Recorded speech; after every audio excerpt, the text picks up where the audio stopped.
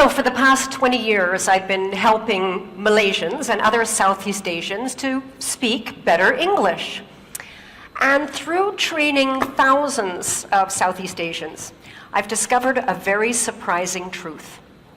I've discovered that how well somebody communicates in English actually has very little to do with their English level. It has a lot to do with their attitude towards English. There are people out there who have a very, very low level of English and they can communicate very, very well. One of them that I remember was a student, a participant of mine named Faisal. He was a factory supervisor. English level very, very low. But this guy could just sit and listen to anybody very calmly, clearly, and then he could respond, absolutely express his thoughts beautifully at a very low level of English. So today I want to share with you what is so different about people like Faisal. How do they do it? And second of all, why is this so important, not only to you, but to your children, to your community, and to the future of Malaysia? And third of all, what's one thing you can do, starting today, if you want to speak with that calm, clear confidence that people like Faisal has? So first of all, what is so different? How do people like Faisal do it? So to answer that question, I'm going to take you back about 10 years, okay? So I was training staff at that time, and my daughter at that time was taking piano lessons. And I started to notice two really strong similarities between my daughter's attitude or thinking towards playing the piano and a lot of Malaysians' thinking or attitude towards English. Now, first of all, I should tell you, my daughter absolutely hated piano. Hated the lessons, hated practicing. This is my daughter practicing piano, okay? This is as good as it got. This is the real thing. And she dreaded going to piano lessons because to my daughter, going to piano lessons, she was filled with this sort of dread because it was all about not screwing up, right? Because like for a lot of piano students, to both my daughter and her teacher, her success in piano was measured by how few mistakes she made. Now at the same time, I noticed that a lot of Malaysians went into English conversations with the same sort of feeling of dread, this sort of feeling that they were going to be judged by how many mistakes they were going to make and whether or not they were going to screw up. Now, the second similarity that I noticed was to do with self-image. You see, my daughter, she knew what good piano sounded like, right? Because we've all heard good piano. And she knew what her level was, and she knew how long she'd have to play for to play like that. And a lot of Malaysians, I noticed, had this idea of what good, proper English is supposed to sound like, and what I see a lot of you nodding, and what their English sounded like, and how far they'd have to go to get there. And they also felt like they were, like my daughter, just bad. Bad piano player, bad English speaker, right? My English not so good lah, cannot, sorry ah, shaya, cannot ah. So I could see these similarities, but I still couldn't figure out, okay, what is it about these people like Faisal that are so different that can just do it smoothly, calmly, with confidence? And one day I discovered that answer, and I discovered it quite by chance. It was a day when my computer broke down and I had to go to a cyber cafe. Now, okay, it was my first time, and I discovered cyber cafes are disgusting places, okay? They're really gross, they're smelly, and they're filled with boys, and they're all playing noisy, violent games. They're just disgusting places. But I had to go there, so I sit down, and I start noticing this guy beside me, and I become very, very interested in this guy next to me. Now, this guy is playing this game that is basically, it's like shooting people until they die, and that's it, right? That's the game, right? And I'm noticing that this guy is not very good. He's like, in fact, terrible, right? Because I'm looking and I'm seeing like a lot of shooting and not much dying, right? But what really interested me was behind this lousy player were 3 of his friends sort of standing there watching him play. And what I really noticed was, even though this guy was terrible, even though his friends were watching him, there was no embarrassment. There was no feeling of being judged. There was no shyness. In fact, quite the opposite. This guy's like totally focused on the bad guy, smile on his face. All he can think about is killing these guys, right? And I'm watching him and I suddenly realized, this is it.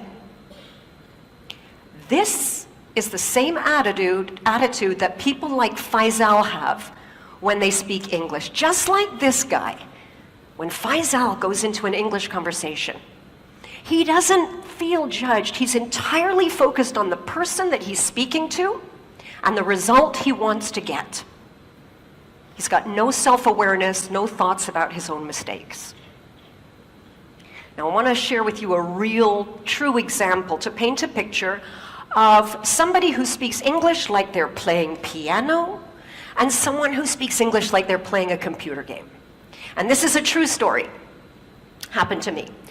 A while ago, I was in a pharmacy. I had to buy Omega. My doctor said I should get Omega. And I go to the shelf, there's tons of Omega. There's Omega that's high in DHA, Omega that's high in EPA, and I don't know which one to buy. Now the sales rep happened to be there, and I saw she was like this well-dressed professional woman. I walk over to her and I see this look as she sees me, this sort of, it's a look I recognize very well.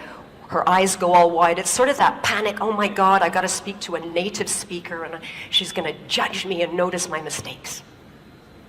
I go up to her and I explain my situation, which Omega do I get? And she starts explaining to me everything about DHA and EPA you could possibly imagine. She speaks very quickly, goes all around in circles, and when she finishes, no idea what to buy, right? So I turn to the girl behind the counter. Now the girl behind the counter, I heard her before, her English level is very low. But when I walk over to her, this girl, there's no fear. In fact, she's just looking at me. You know that look? Like, yeah, okay, so how? Right. Yeah, I've been in Malaysia a long time. So I go up to her and I explain the problem, EPA, DHA. She looks at me, she says, okay, EPA for heart, DHA for brain.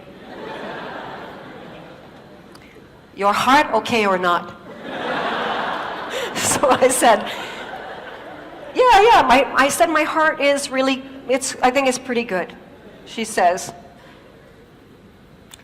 your brain okay or not? I said, yeah, no. No, my brain is not as good as it used to be. She looked, she said, okay la, you take Omega DHA, can? Problem solved, right? So we've got 2 different kinds of communicators. We've got the one who's got a high level, but totally focused on herself and getting it right, and therefore very ineffective.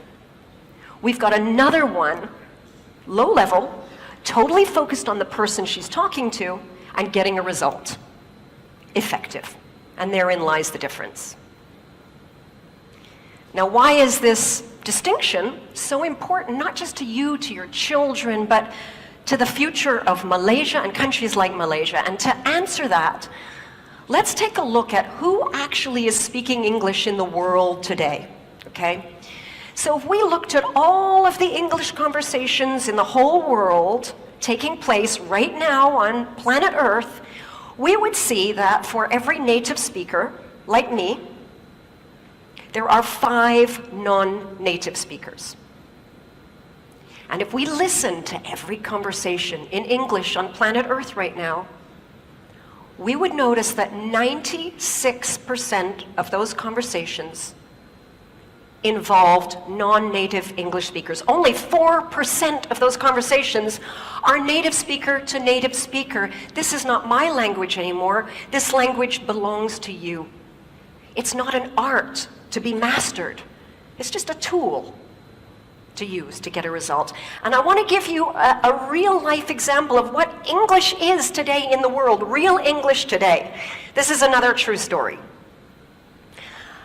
I was at a barbecue a little while ago. This was a barbecue for engineers from all over the world. And they were making hot dogs. Now, some of the hot dogs were regular hot dogs, and some were these cheese hot dogs, you know, with the cheese in the middle. French engineer is cooking the hot dogs, and he turns to this Korean engineer and he says, would you like a hot dog? And the Korean guy says, yes, please. He says, do you want the cheese?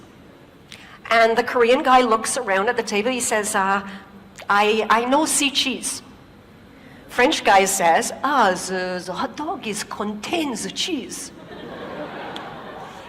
Korean guy doesn't understand him, right? So the French engineer tries again.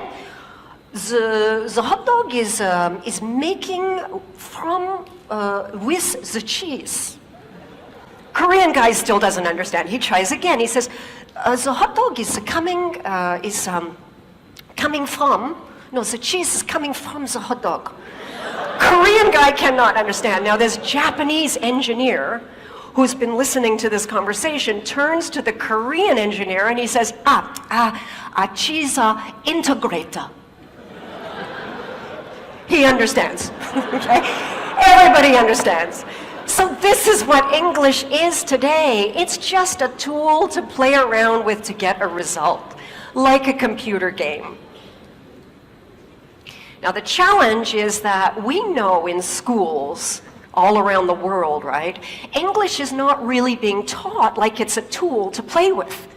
It's still being taught like it's an art to master. And students are judged more on correctness than on clarity. Some of you might remember the old comprehension exam in school. Does anybody remember in school when you would get a question about a text that you read? You'd have to read through some text, right? And then answer a question to show that you understood the text. And this may have happened to you, that you showed that you understood the text, but you got a big X because you made a little grammar mistake. Like this student. Now this student clearly understood paragraph 4, but no, not correct, because he left the letter N off the word environment. But in the real world, what would matter? In the real world, what would matter is, did you understand the email, or did you understand your customer, so that you can go ahead and take action? Now the problem that I see here, over and over, is that people take the attitude they developed about English in school and they bring it into their adult life and into their work. And if you're in a stressful situation and you're having a conversation and you're trying to give a result to someone and say it correctly, your brain multitasks. It cannot do two things at once. And what I see is the brain just shutting down. And you may recognize these 3 symptoms of the brain shutting down. The first one is that your listening goes. Someone's talking to you and you're so busy thinking about how you're going to respond and express yourself correctly, you don't actually hear what the other person said. And I can see a lot of nodding in the audience. The second thing to go is your speaking. Your mind sort of shuts down, and that vocabulary you do know just disappears, and the words don't come out. The third thing to go is your confidence. And the worst thing about this is you may only be confident because you cannot express yourself clearly, but to the person talking to you, they may misunderstand this as a lack of confidence in your ability to do the job, to perform. So if you want to speak English like Faisal with that great confidence, here's the one thing that you can do. When you speak, don't focus on yourself. Focus on the other person and the result you want to achieve. Imagine a next generation of Malaysians, all with that wonderful confidence in communication that Faisal has at any level of English.